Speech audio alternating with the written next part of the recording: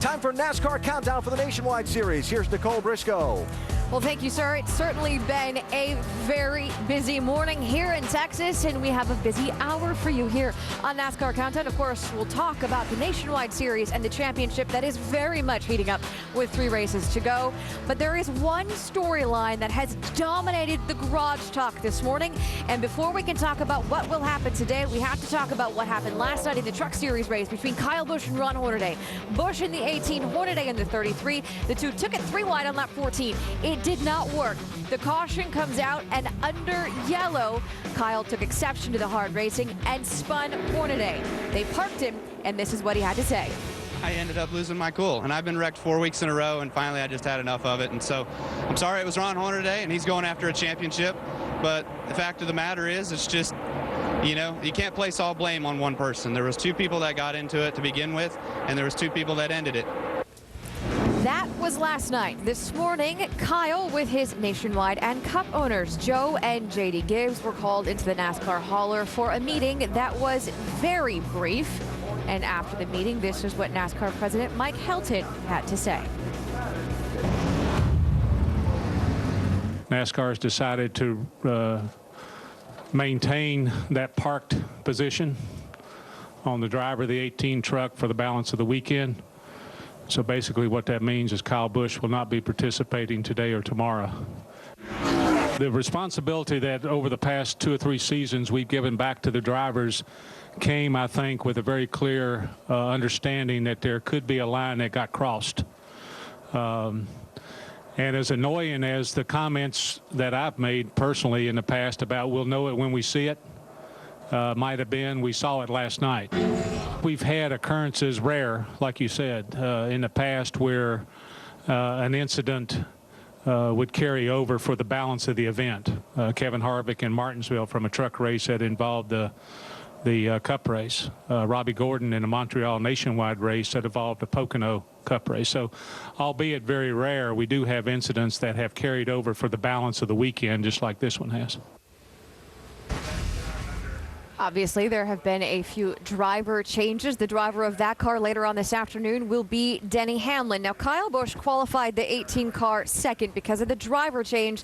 The 18 car and Denny Hamlin will go to the back of the field to start the race. And as we just saw in Cup practice a few minutes ago, the driver of the 18 car in the Cup Series race tomorrow afternoon will be Michael McDowell, who has raced a few Nationwide Series races earlier this year with Joe Gibbs Racing.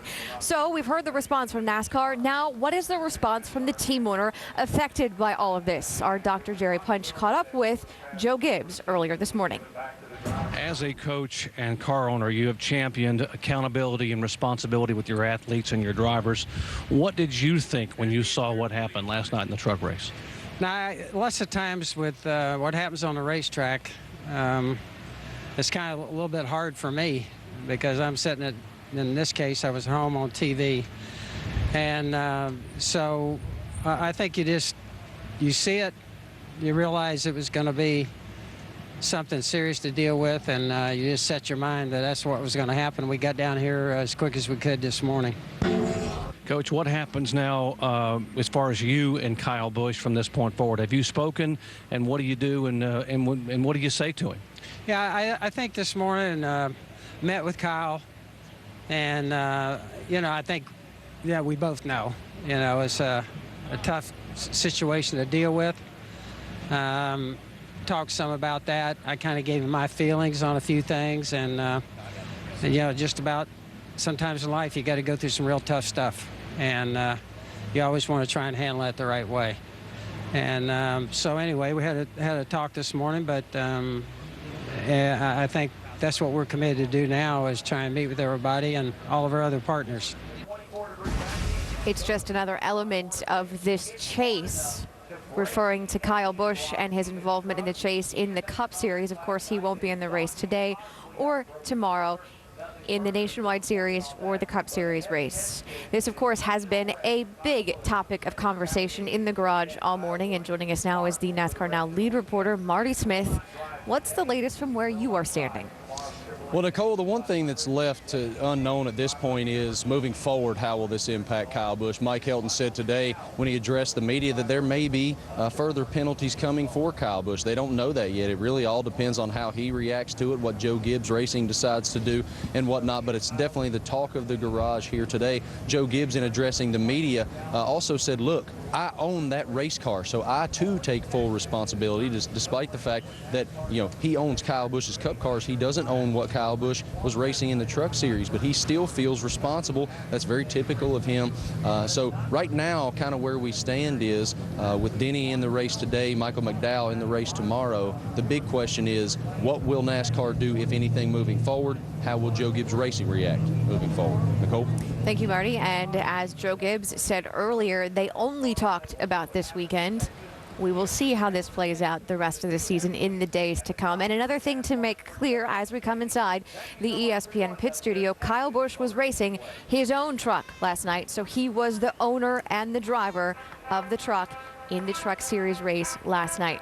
I'm joined inside the ESPN pit studio with a former championship driver in Rusty Wallace and Brad Doherty, the owner in the Cup Series. I'm Nicole Briscoe. Before we look forward, first of all, what is your reaction to what happened last night? Well, it was pretty aggressive on Kyle's part. There's no doubt about that. I watched it. It looks like Hornaday got loose. A typical racing accident. Kyle was mad, no doubt about that. He kind of overreacted. I think if he had time to think about it again like he is now, he probably wouldn't have retaliated like that. But it was a tough deal. But I will tell you, you know, getting kicked out of NASCAR for a race is not is something. It has happened before. It happened with Kevin Harvick in Martinsville, Virginia. I'll never forget the time they pulled Harvick out of that car. Mr. France from Daytona called down and said, look, this might surprise somebody, but Kevin, we don't need you. We don't need you in the sport whatsoever. And for a driver, that's one of the scariest things when the sanctioning body calls you and threatens you and tells you that they don't need you in the sport, and you might not be driving at all. It happened to me with Dale Jarrett. I kind of spun out Dale Jarrett at Daytona a long time ago in the last laps of the Daytona race, the nationwide race. They called me in, Nicole, and said, guess what, Rusty? We don't need you, and we might kick you out for life. And you said that was a very humbling experience as well. Very, very humbling experience. It's something Kyle needs to take a look at because there are so many competitors in NASCAR. They don't need me. They don't need you. They don't need any of these drivers. They can do it on their own. There's a lot of these guys out there, Brad. Sure. The one thing that stands out to me as we are watching that replay, everyone else in the field woes up because the initial impact between Hornaday and Busch brings out a caution. So the retaliation happened under a yellow flag. If it didn't happen under the yellow flag, does NASCAR make the bold move and park him for the weekend, or is this another issue of boys have at it? Well, I think if it doesn't happen under the caution, it's a whole different story. It is a racing incident, and it is boys have at it on the racetrack. It'd be unfortunate, but it did happen under caution, so it's a totally different set of circumstances. Everyone is supposed to yield to the yellow flag and move accordingly and move in a safe manner. That's the big problem here, is he wrecked him when they were supposed to be at a slower pace, taking care of the caution flag and responding to the caution flag. That makes it very, very dangerous as well. Well, let's bring in our two other champions who are upstairs in the booth, a championship driver in Dale Jarrett and a former championship winning crew chief in Andy Petrie. Dale, your response to all that has unfolded really in just the last 16 hours. Well, I have to say that I think the boys have at it situation is more about just being aggressive, driving, trying to take spots away. It's not about retaliation. NASCAR's not going to stand for that. We've seen them be pretty lenient, I think, in that respect. But when you get to a situation like this where these trucks were running still well over 100 miles an hour, I don't think that it should have changed even if it was under caution or under green. There's just no room for this, and Kyle's going to have to understand you especially can't go into another series and affect what's happening there in a championship scenario. And I think that certainly the penalty that he's gotten is not anywhere close to too harsh by any means, and we'll see how they react. But Kyle's going to have to get his emotions in check if he's going to continue to try to move forward in this sport. And I think Rusty Wallace got it dead on. This sport's going to continue whether KyleBusch is here, whether it was Dale Jarrett or Rusty Wallace or anyone else. We've all had our moments on the racetrack, but I think you really have to look at KyleBusch taking some accountability and respecting these other drivers in situations like this. Yeah, this has put Joe Gibbs in a tough situation, too. I would not want to be in his spot. He's got some really tough decisions to make, especially if his sponsor puts pressure on him, and they have before. We saw a year ago where Kyle put them in a bad situation, and I know there were some talks there, and really they came to an agreement that they weren't going to have this kind of thing anymore. And I know this wasn't in one of Joe Gibbs' cars, but it's put him in a really bad spot. I don't envy him at all. You know, and it's tough when you've got a talent like KyleBusch, and you've got to decide whether, you know, how do you handle it? Because his talent is immense. It might arguably be the best in the sport, but is it going to be worth him losing a sponsor over it? I don't know. I just wouldn't want to be in Joe Gibbs' position.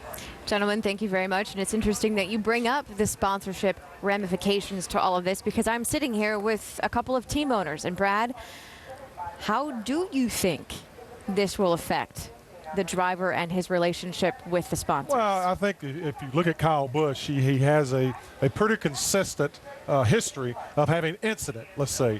He has just really been an incredible race car driver, but there's a lot that goes with that, a lot of on-track, off-track distractions. And as a company, they're going to look at this very, very hard. I mean, that company, Z-Line Designs or M&M's or Mars or whoever, they are KyleBusch because of his notoriety, because of what he's accomplished. And that makes it very, very difficult. They're going to stand behind him just like Joe Gibbs and that race team's going to stand behind him. But at some point in time, there will come a circumstance that this has to stop. And how does it come to an end? And how does this relationship continue to go on or not go on because of his actions? And this is he's put himself in a very tough box. He's painted Joe Gibbs into a corner because he has to respond in a very, very stern disciplinary type action in order to show that he's for real about guiding KyleBusch as his athlete.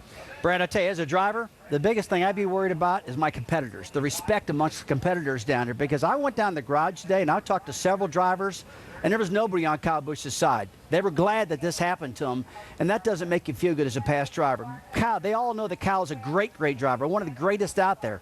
They just don't respect him right now, and that's a real sad part. What is interesting, we've all talked about the line in Boys Have At It. Mike Helton said we saw last night that line was crossed.